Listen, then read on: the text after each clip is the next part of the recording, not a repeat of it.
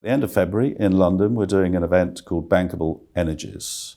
Bankability is kind of one of the ways that we would summarize the problem, right? Which is if you're trying to drive a change in energy policy, the money has to flow, the money has to work.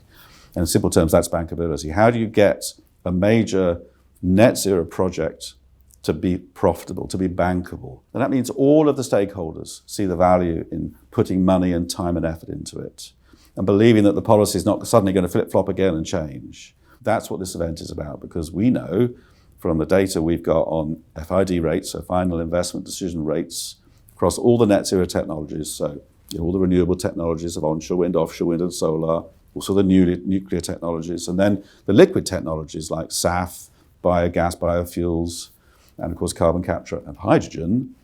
All of those sectors are only 5% right now, or less, of globally all the projects announced that are actually at FID right now. That's it, 5%. You think, how can that be? How does that compare to oil and gas? So that's at about 40%, nuclear about 40%. So that data is kind of, to us, very clear, and we talk about it all the time, but it doesn't seem to come out, does it, in policy discussion? And yet we often hear, oh, there's another project in offshore wind that's been cancelled or delayed. We're hearing about them a lot right now. And although we don't track EVs, that's what's happening in the EV market as well. So we feel it's time now for a senior level forum to bring all the stakeholders together, policymakers, developers, the finance community, the supply chain, the regulators, to say, well, what are the 20 or 30 key projects? And for this first event, we're focusing on UK and Western Europe.